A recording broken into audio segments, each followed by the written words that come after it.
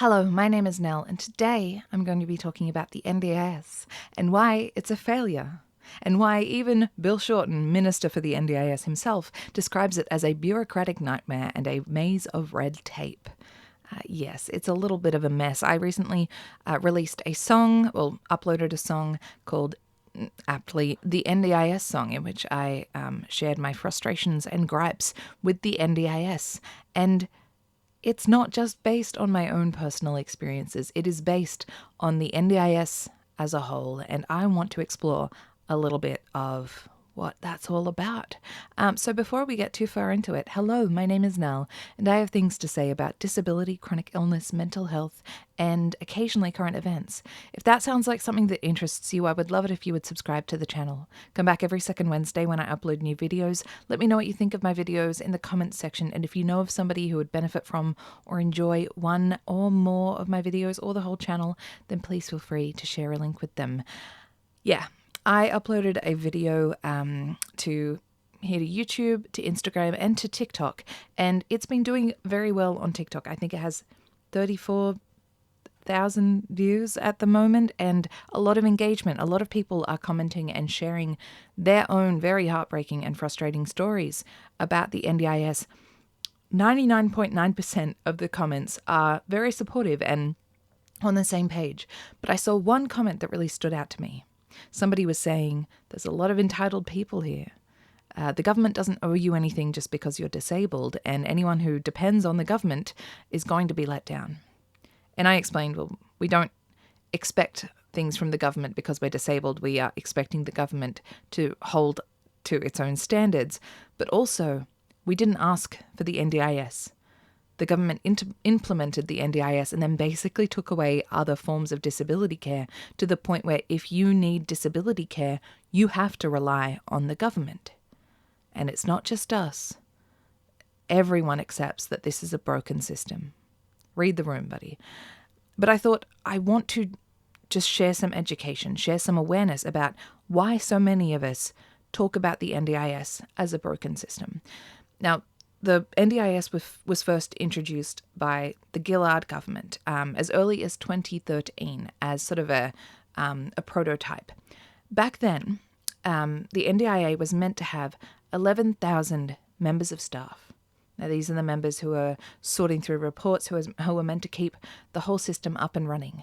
When the Abbott government took over the NDIS and when it was rolled out officially in 2016, those staff numbers were restricted to 3,000. The Abbott government saw the NDIS, this huge thing that was meant to run nationwide to cover hundreds of thousands of people, and thought, 11,000 members of staff? I think we can halve that. Oh, and then I think we can halve it again.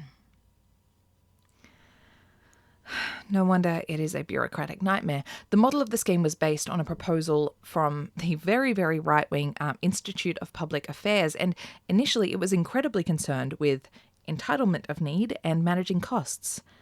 You will notice that personhood isn't really involved there. It was also explicit from the start that very few people with disabilities would actually be eligible, and that the burden would be on families first. If you could possibly have your disability needs met by your family, then the state would not consider meeting them, even if meeting your needs was hard on your family. So basically, if you had a family member who worked, but then after work could immediately give you care, then that was seen as somebody who could provide you with care, even if that meant that every member of your family would finish work and come home and care for you in their spare time, leaving them no time to have a life of their own. That was considered legitimate care opportunities, and you wouldn't need funding for care if your family could provide you with care in that way. It's estimated that there are 4.5 million people living with disabilities in Australia, but there are only 500,000 people on the NDIS. I have a speculation and a theory that initially when they were estimating how many people might need the NDIS, they were probably looking at how many people were already accessing disability services. So day programs, therapy programs, living in supported living situations. They weren't looking at the people who might have been receiving the disability pension but were not receiving care, and who were relying on those family situations, who had unpaid family members as carers. And then, once this funding opportunity comes in, and originally it was first offered to everyone who was already receiving care services, but then it was opened up. Then all of us come out of the woodwork, and they're thinking, shit, we didn't realize that you all existed. And furthermore, there was a huge problem because the ones who were left out of the NDIS, whether they can't apply, whether they have needs that don't fit into that NDIS box, which is incredibly common, whether they've applied and have been knocked back, or whether they have needs that don't require a long-term support plan, they often now cannot get their needs met at all. Because before the NDIS, there were a lot of not-for-profit community-run organizations, or there were government-subsidized services.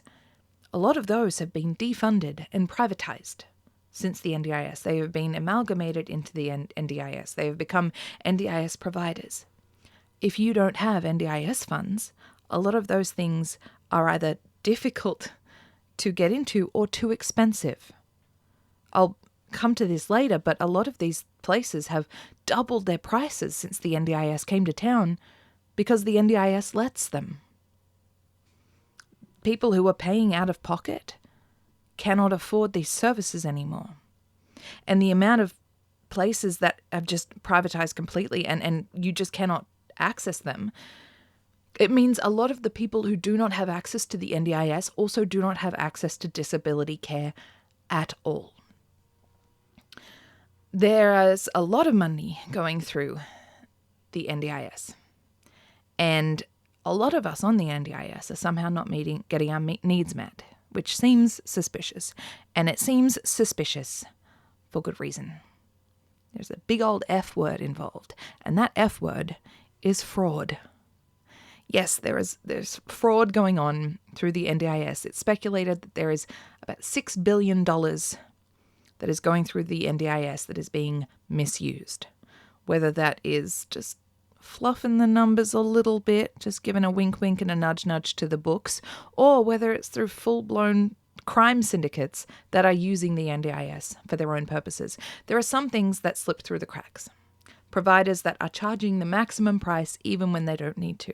Like I mentioned earlier, the NDIS allows people to charge a lot more.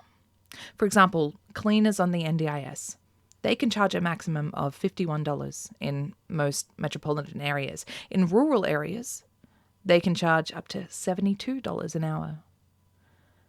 Regular cleaners, not on the NDIS, would get $20-something an hour. So a lot of cleaners will become NDIS providers, and they will go into a home like mine, which is a normal home.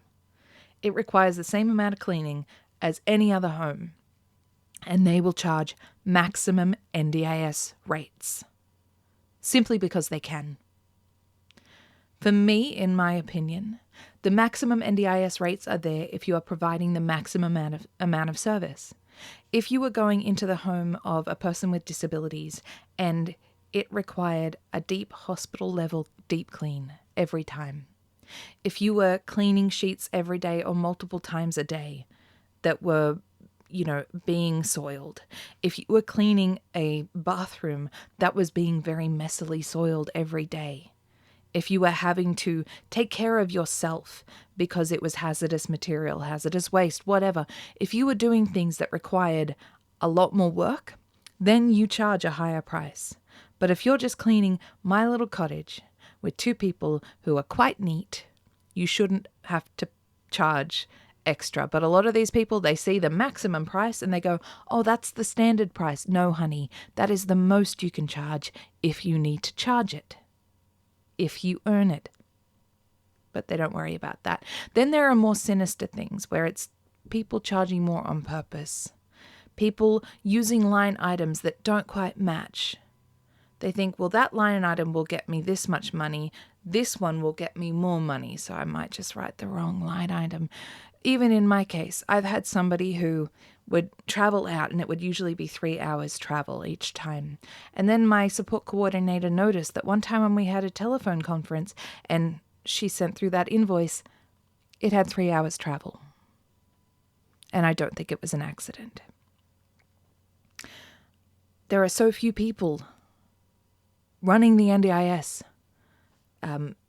checking these things, that these things can go unnoticed.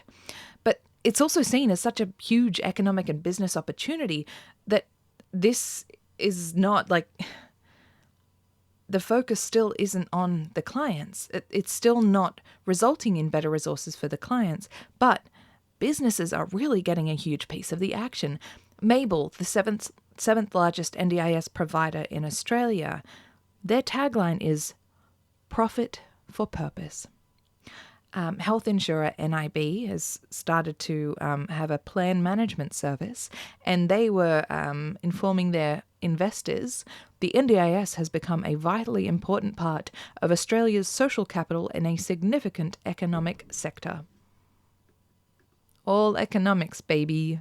Put that money in, but we still struggle to get the funding we need. The NDIS is leaking money, is bursting at the seams, and yet it's not trickling down to us. So much of it is used up in administration, is used up in providers, and yet we're not getting it. The people in the NDIA who are assessing eligibility, who are assessing needs, who are assessing equipment requests are often not trained in disability and disability care. They don't know what is coming on their desk. They're often trained in admin, so they can compare pieces of paperwork, but they are not trained in the nuances. So they'll see some paperwork and they'll think, why is that person asking for more support? I thought that their disability was just permanent. It was just going to be like this, not realizing, oh, okay, that's degenerative. All right. Sometimes for me, my disability is permanent. All right. I'm permanently disabled. And yet I was showing some improvement in physio. And suddenly they got suspicious. And they were like, so you're getting better, huh? So you're not permanently disabled, huh? All right, we see what's happening. You're faking it. And my physio had to say, no, we are managing some of the pain. So now Nell can pick up a water bottle and hold it up for a little longer. That's the kind of improvement we're seeing. They're not going to be walking anytime soon. They can just pick up a water bottle. But it was just this complete lack of awareness. I've even heard cases where an NDIA assessor will ask an amputee, so has your condition changed in the last year? Like, has my leg grown back? Is that what you're asking? It's no surprise then that it has taken until 2022 for a person with disabilities to be appointed to the chair of the NDIS, and for several directors with disabilities to be appointed. What a failure. So that is the NDIS, the failings of the NDIS. And that's why I sing.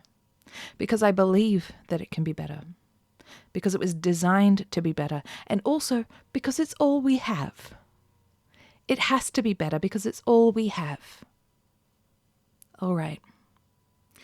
That's it from me. That's it for this one. Be sure to check out my Instagram and my TikTok and my Facebook. And remember that I am an affiliate of Ears. If you wear hearing aids and you want your little protective covers to keep your sweet little protective, your little ears and your hearing aids protected and safe and clean, then check out my affiliate link and my affiliate code for a discount. All right. Thank you so much for listening and for learning with me. See you in the next one. Bless.